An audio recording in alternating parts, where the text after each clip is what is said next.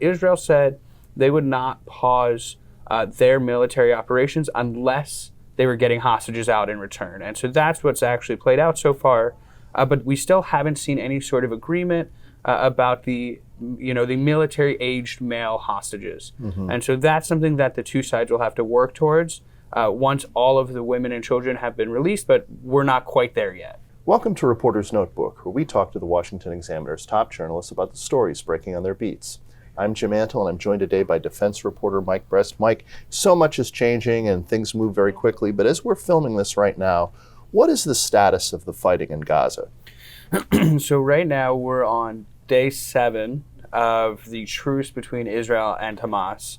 This was originally a 4-day agreement that was then extended by 2 days and extended by an additional day, and now it seems like we're in a phase where any additional extensions will go in a 24-hour period at a time. And so to back up a little bit, during that 4-day pause, Israel agreed to pause its military operations in Gaza in exchange for the release of about 50 hostages. We're talking women and children exclusively, in exchange for, as I mentioned, the pause in fighting, but as well as Israel would allow a surge of international aid into Gaza to help the civilian population, and Israel would release 3 times as many Palestinians that are currently held in Israeli prisons. And so that's the framework that has since been applied to the additional extensions, which in each individual day includes 10 hostages being freed from Hamas or the other terrorist groups that are holding them in Gaza in exchange for the ceasefire, and 3 times as many Palestinian women and children held in Israeli prisons.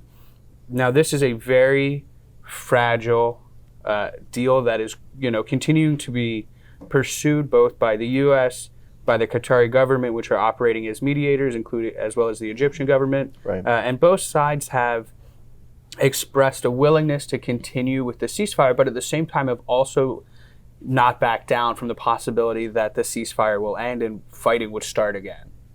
So before this happened, there were a lot of calls for a ceasefire, a lot of calls for various humanitarian pauses so that they could put aid in Gaza for the civilian population. But the hostages were a major sticking point in all of that.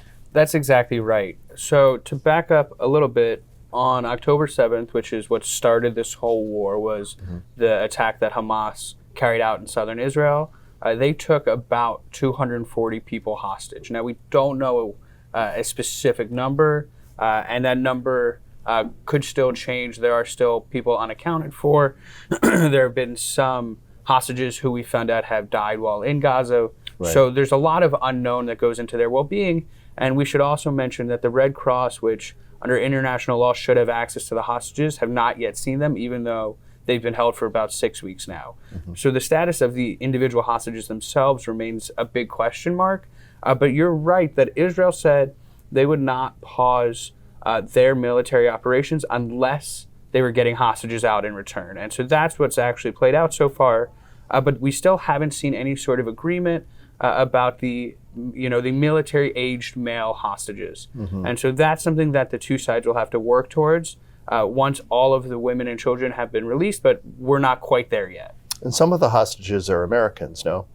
That's right. Going into this truce, there were 3 American women and children that were being held, according to the administration.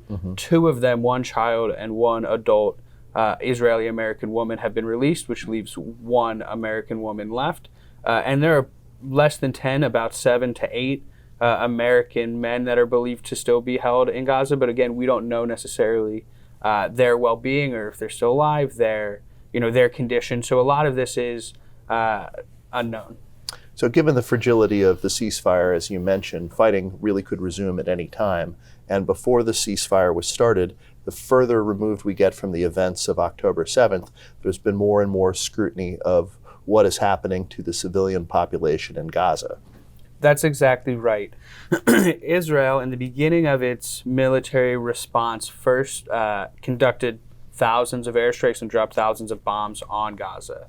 That was the first stage. The second stage was them going in a ground operation, and that ground operation focused primarily in the north. Ahead of that ground operation, the Israeli military ordered more than 1 million Palestinians that live in northern Gaza to move south. And so this was a big deal at the time. We heard United Nations officials wonder out loud whether or not this was, displacement of the Palestinian people, which could be considered a violation of international humanitarian law.